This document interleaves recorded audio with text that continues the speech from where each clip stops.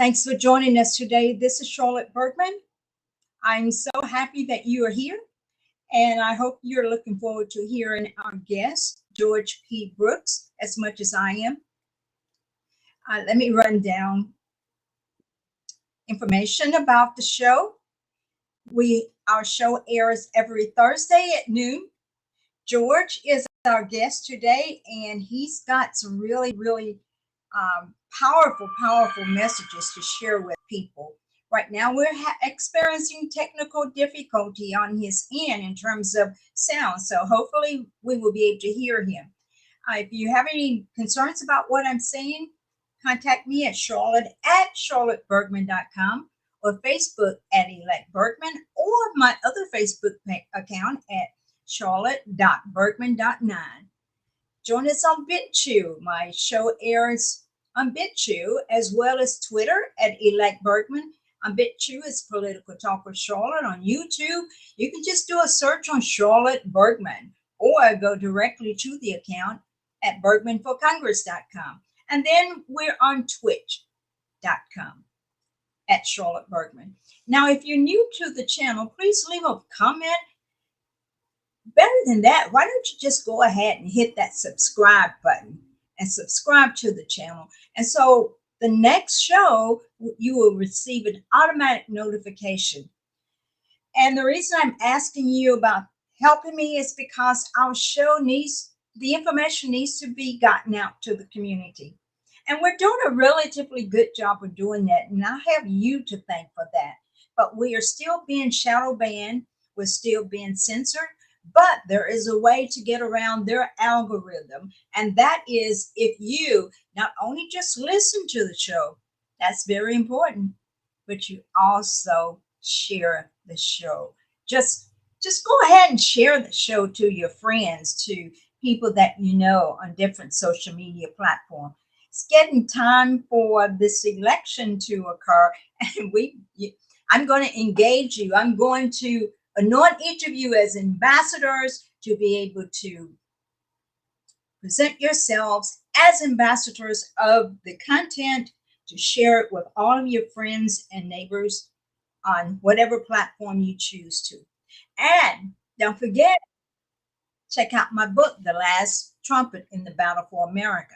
So let's go back and see if George is able to come on and have some sound. George, there? Yeah, can y'all hear me okay? Oh, I can hear you. I Okay. see something funny. Right, I'm trying to get my camera situated, but Okay, how's everyone doing? How are you today? I am doing very well. Hmm. Um, I've got Patrick who is saying, hi, Charlotte. Patrick is an amazing gentleman. I met him at a church when I was going to various churches. I think Breath of Life. This guy is such a strong Christian, kind of reminds me of you. And Ronnie, thank you for Right. joining. Yeah, I appreciate the compliment. I am a child of the king, so I'm excited about that. Well, how is your camera coming along? Um, Can y'all see me no, I okay? can't see you. But Wow. I can hear you, and that's almost just as Okay. good. So I'm going to put you back in the queue Right. and let you. Ah, here's the camp. There you are. We got a All show. right, We there you got a go. show. We got a show. We But got a before we show. get started, I want you guys to look at my T-shirt. Flip Whitehaven Red. George, you may not know, but Whitehaven is a community in Memphis, and I grew up in Memphis. I'm from Memphis. I'm from South Memphis. I grew up. I went to Alton Elementary, Bellevue Junior High, Central High School. I grew up in Whitehaven and South are Memphis. you there now? Or are you in Texas? I've been in Texas for 7.5 years, but I'm originally from Gotcha. So you Memphis. know what I'm talking about. Flip Whitehaven Red. Let's get it Right, done because you know, right. in order for us to get our message out, we need to flip Whitehaven Red. We've been flipping various communities. Right. Whitehaven, you're it. So get ready. George, thank you for joining this show. Thank you. Thank you. Now, tell us a little bit about you, George, because I had a show last week and I interviewed a young lady, and you sent me quite a quite a bit of text, and Right. I Right. found it very interesting. I said, I gotta have this guy on the show. Mhm.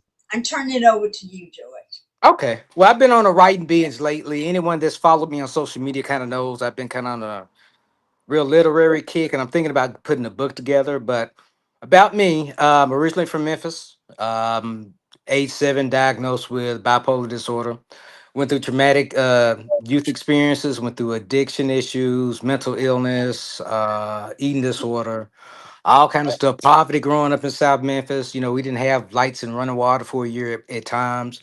I just went through it. So I got married and raised a family in Memphis, bought a home, did all that traditional stuff, and then along the way, because of mental health issues and other issues that I was accountable for, I developed a 10-year cocaine addiction, which I beat 7.5 years ago. Haven't been sober since. I have been Congratulations. sober since. Thank you. So 7 years ago, when I left Memphis, part of my recovery was that I had to leave Memphis. I had to leave those things that were toxic to me, and at that point, the city had become toxic to me. Oh my So gosh.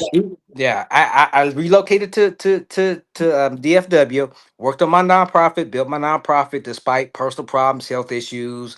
I even had a bout of homelessness over the past couple years. So I've been through it. But all that time, we've done mentoring programs, mostly being by myself. I've taught classes for those that have been just as affected. I've done the work in the community. I've done food drive. For 7.5 years, I've worked hard and I've healed a lot and I've been through a lot, but my nonprofit has remained constant. So, a couple years ago, I've been involved in some things in Memphis, and I said I want to help my hometown, so let me bring some programs and some things there, and bring my nonprofit there. And even though I can probably never live there again, just because I just can't do Memphis like that, I can do what I can from where I'm at. So when I approached Okay. the, I think we're losing you, George. Okay. Let's let's try this again.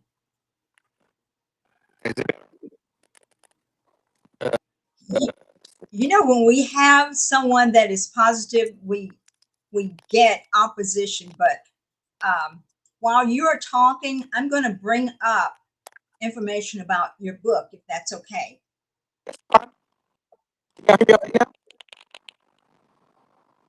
You're breaking up. You're breaking up. So I'm going to bring up information about your book, but we're going to get this straight. We're going to be victorious. I'm sorry about that, guys. Joyce,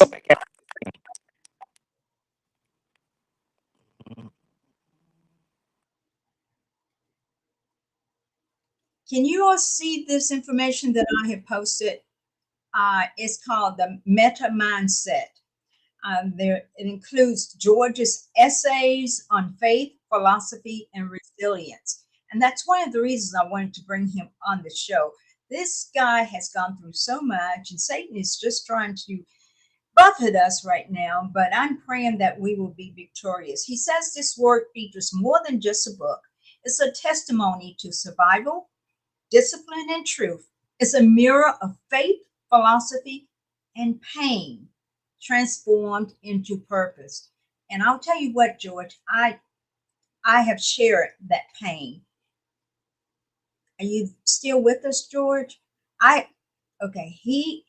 He's dropped off. I'm sure he's going to come back. I shared that pain.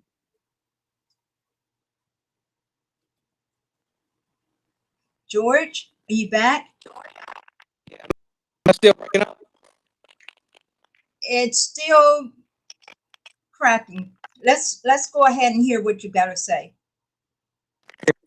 Go to another part of the house. Okay, let me actually go to the part of the house. Maybe that'll have something to do with it. And just let me know if it clears up.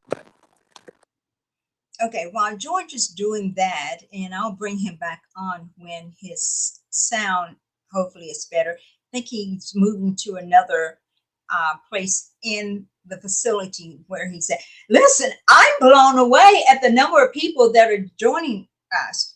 As George said, Memphis was toxic for him, and Memphis had been toxic for a lot of people. We got to get back. We got to get him back to Memphis because President Trump, I mean, he's running. He's a gangster. When President Trump says he's going to do something, he definitely does it. And right now, he's cleaning up Memphis. I mean, right now, I just heard. him speak about what is happening in Memphis. And in the generous testimony, man, she said that there have been quite a number, over 500 arrests in Memphis. I can remember a few years ago when General, when our last DA, I will send it out to you. I will send his book out to you later, but I can remember when our last DA was active and was serving us before Moroy. What we discovered was, and what she said was, there were, thank you, Elizabeth, 562 arrests. Thank you, Elizabeth. I'm trying to multitask and bring him in. George, let's try this again. Okay. Can you hear me okay now? Oh, that is much better. Okay, good. No weapon formed against me and all that. So, but I continue where I Yes, sort of left off. So I reached back home to Memphis to try to do some work there. Um, Everything was okay for a couple of years. I hadn't lived in Memphis in 7.5 years, but when I visited, I was in some protests there. I worked with some of the leaders there, who I thought were leaders and activists, but turned out to be kind of charlatans. But when I reached out to them, they were okay. They were willing to listen to me, but as soon as I say something about being a black conservative, George, like, I'm going to, George, it's still cracking up really badly. When you go back and watch this show, you would probably understand. You are, what city are you in Texas? I'm in, I'm in DFW.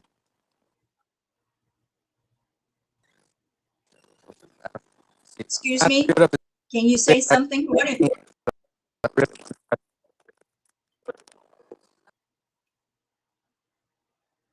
Okay, guys, I am so sorry about this. Um, we may have to reschedule and get George on another time. Um, some areas of the cities, the reception is bad. I apologize for that. But I just want to say, let's get together, plan to flip Whitehaven Red, and enjoy this reprieve that we're having. Uh, as as as Elizabeth stated, there has been 562 arrests. 562 arrests. That's a lot of people that are off the streets that has been causing problems. And numerous guns have been taken from the criminals' hands. That is all good for Memphis. And President Trump is not stopping yet. He is busily working hard. Now, the advantage that we have, as you're aware, Washington, D.C. is becoming a safer place. Now Memphis is becoming a safer place. And I want you to pat yourselves on the back because you have had a huge impact on this happening. How? Guys, you got out and voted. I empathize with the people in Chicago. I do. I empathize with the good people in Portland, Oregon. I do.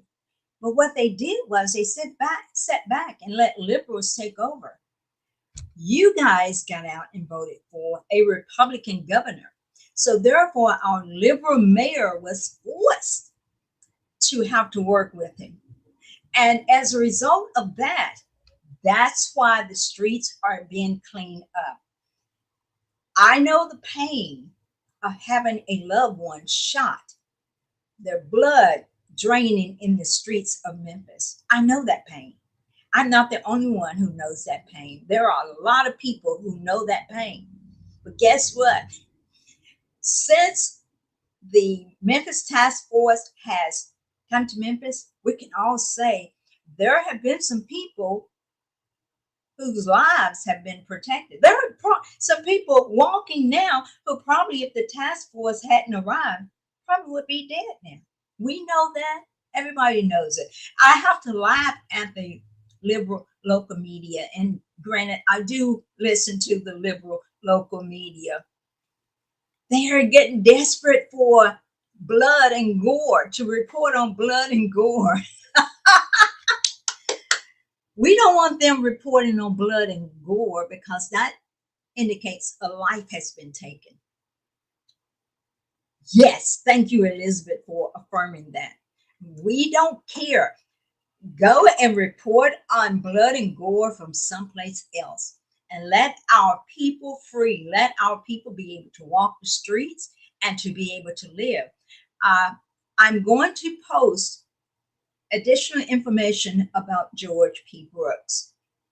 He is a fantastic young man, and his story is very, very outstanding. Hopefully, there will be people who will be inspired. I really believe with the crime being reduced in Memphis, we're going to have more businesses that are going to move back to Memphis. We're going to have, do you guys remember during COVID when you would go to a restaurant and you couldn't get served because nobody was working? I feel very strongly that Memphis is being cleaned up and businesses will be thriving. And I think we got George back. Let's see. Hopefully, pray with me that his sound works out better. George, are you there? Yeah, I'm here. I tried to tweak a few things and reset my phone, so hopefully George, that'll work. you are perfect. Yeah. You are perfect. Okay. We hear you. Thank you. Great. All right, Thank you. get All started, right. guys. So yeah. So when I reached out to people there and I said I was a black conservative, even though I had been ensconced in that circle and working with them and trying to collaborate with them, it was like instantly got insulted. I got racial slurs by white woke liberals. Own people turned against me, and it's just I started thinking about it. I had been wasting so much people who at the end did not have good hearts and were not really intent on helping the people. It felt like all lip service. It felt like, and I'd been raised pretty conservative coming up, but like my wife, she was raised, conservative, but she always voted Democrat. And I just started questioning things. And I thought about my working on my nonprofit because I've been running my nonprofit 7 years, over 7 years, no grants. No donation from my people, even though the first thing about my nonprofit has been black, black, black. And I just started realizing I'm trying to help people that don't want to help themselves. It's like I've literally shed blood, tears, been homeless on the street, kept my nonprofit going, who at the end, because I said I was a black conservative, pretty much kind of, excuse my French, gave me their kiss. And, I What was started that again? Because you were conservative, what? Christian, conservative, black conservative Christian. One talking about that, then it went from try to do this to basically I was called stupid, I was called a coon, I was called a black willies, I was called all kinds of stuff from my people. So what I decided to do at that point was I've recently stepped down as CEO for a while to let my body rest, and I started writing and started thinking about everything in my life and being very prayerful. And I just realigned my vision to where it's like, look, George, you've always been conservative. Why are you not saying it? Why are you not being more vocal? And I started to see that where a lot of the policies of the left and a lot of woke policies were really getting in the way of what my sole purpose and given purpose was to help people with mental illness and help black men. And the thing is, in my recovery, nothing took out right with my God, and I started taking accountability. And Yes. yeah, and if you look at the things, just even with Justin Peterson stuff he's saying about, oh, they're oppressing, sounds so good, and we need something because when I was getting high, when I was hanging out with guys, I was looking around. I'm an observer, and I was thinking, what can help their condition and what can help me? Yes, it more line the right years since about Linda B. Johnson. We've been now I don't even want to say we, but black folks have been bought into the Democratic Party, and I just don't see any good. They're giving the legal immigrants everything, but you crumbs. Other groups have gotten further than you, and you can't blame them, and you can't blame the white man. At some point, you got to blame yourself because I grew up in Haven, I grew up in Savannah. When I said, you want no white people around. You know, when Exactly. the left, I didn't see Trump when my stuff got broke into. So you know, at some point you have to take accountability. And I think Tammy Sawyer said some pretty off the wall. I actually saw her post this morning about the white supremacist thing, and I'm like, are you serious? I'm starting to question these people' mental health. It's like if they really believe that, no wonder our community is shot. And they want to get mad at Trump for bringing the National Guard to the city. Y'all been leading it. Y'all been in charge. It's been on you. And I've seen how y'all operate behind the scenes. Y'all a joke. The Democrats need to get somewhere and sit down for 20 or 30 years, heal, get their realignment straight, figure out whatever mess they want to do, whatever lies they want to tell, get themselves together, and maybe in 20, 30 years, maybe they're an option for somebody. But right now, they're not the option for me as a black man. And you know, and one thing too, earlier this year, I do a lot of podcasts, a lot of media, I do a lot of writing. So and this is fun, this is kind of off the cuff, but what I'm doing now and the way I'm being vocal has been building over time. And this is separate from my work as a CEO, public speaker. But I was seeing a young lady, young Mexican lady, earlier this year, and she was very much into the jazz. She was very lyrical, Oh and we were talking no. about. Is that better? No, no, no. Stay where you are. I was Oh, just okay. responding. I was Oh, just yeah. responding about Okay. Jasmine Crockett. Right, right. And I don't like Jasmine Crockett. I think she's dangerous to black men. I think she's a poor influence on young black women. I think she's the neck popping, finger snapping stereotype, and she's just a coon to me. I'm sorry. I ain't she's cooning to me. I'm gonna call it like it is. So you know, girlfriend at the time really liked it, and I just espoused my views. I was not respectful. I just said that I was conservative. And she had the nerve to tell me, I don't see how you as a black man think like that. And I'm thinking, you Mexican. What the hell do you know about what I go through as a black man? Don't you know that relationship ended right then?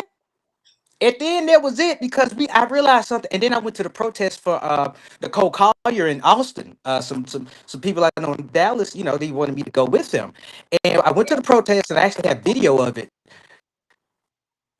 I went there with a contingent of older black women.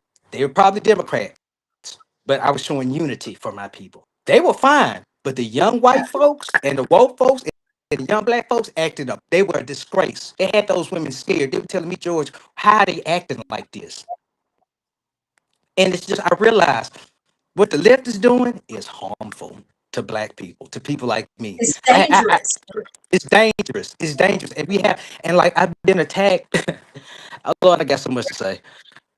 Whew, I tell you about what happened last night. I was online and I was going to some HBCU sites because some of us think about going to Can HBCU. you That stay would in be one different. place? Because as you're moving around, you could tell where your voice.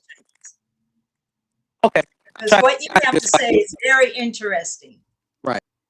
So I was rapping about HBCU and I stated that I signed up for Brexit, which is a good organization. I did my research. And I told my son that he was going to sign up for Turning Point when they brought it to his campus. And I just brought that up and talked about all these educated black women, all these empowered black women. So I said, no, let's see if this education did them a little good. So I tried to engage the space, bring out facts. I heard was that Uncle Tom, which to me, and I give my black services tip. If somebody calls you Uncle Tom, bring up the fact that obviously it means that they didn't read the book. I read what you Something that said about if a person calls you Uncle Tom, that means it is, they don't realize it, that they are complimenting you. It was Sambo that was the traitor, correct? I've been hearing that for years. I never read the book. Yeah. So, right. anyway, I'm going to bring this interview to a close, not because what you're saying is not interesting. It is very interesting. We've got to figure out a way whereby you are in a stable area where your connection is solid. So Um, actually, let's get somebody on the way out to take care of that. So you can just DM me and just probably tomorrow I'll be good. So anytime you're available, anytime you want, I'm here. okay, I may have to do a separate show, not online, and then if it comes out really good, just post it online. Okay. Do you have an You're on a Wi-Fi right now, correct? A Wi-Fi connection? Yeah. They've been doing some work.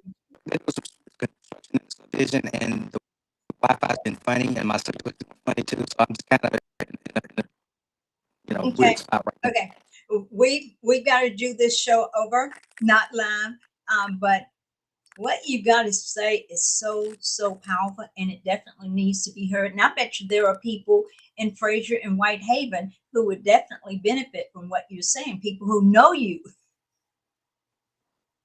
Right. Well, I mean, I can say this: my reputation has been attacked. I've been attacked behind the scenes. I've been threatened, all kinds of things, but I'm gonna still speak truth. So, Wow.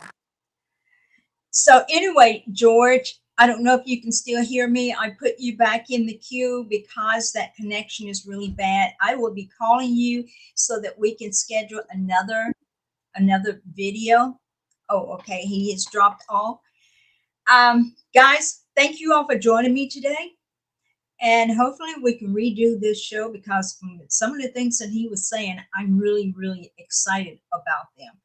And I really believe that when we have people like George who actually are willing to share their experiences, this is where we can grow. Because what I've observed about us as a people, we tend to not want to step out there on our own by ourselves. We have to have our posse with us. And the more people who come out and state how they feel and share their experiences, the more we can reach people who do not understand that the life that they are living, full of lies, are driving them to areas where George was sent to be impacted mentally, especially when you include drugs and poverty with that. But there is another side to the story, as George can testify, as I can testify, because I too went through homelessness. Mine was not from drugs, mine was not from mental illness, mine was because of the H-1B visa competition. The company that I worked for decided to lay off the Americans and bring in people from India, offshoring people, and I ended up sleeping in my car. But President Donald J. Trump is saying, you want to bring people in from India, you want to bring offshore employees in, do it. But you got to pay $100,000 for those individuals. I believe that they're going to stop flooding our country with people who are taking jobs from Americans. And I look forward to that day because I, I live in a city that I love. And the only way we can really prosper is to be prosperous. And the only way we can be prosperous in an honest way is to get a job. And our Bible says if you don't work, you don't eat. So jobs are coming back to the United States. Soon as we clean up the streets, they're coming back to Memphis. But it is incumbent upon you to be prepared to fill those jobs. It is incumbent upon you to get the training that is needed, to get the experience that is needed. Check your attitude, because your attitude determines your altitude. So I encourage you. I thank you. I love you. I look forward to meeting with you again for another show. And I will send out notifications to that effect. I will call George and see what's going on and see if we can do a better show. God bless you. And one of the things I've observed, and I'm sorry to say this, but you know, the internet people who don't like conservatives, they do everything they can to challenge us, but we cannot give up. We got to fight and get around their opposition. So thank you all. Be blessed. Have a great weekend, and I will look forward to seeing you on the next show.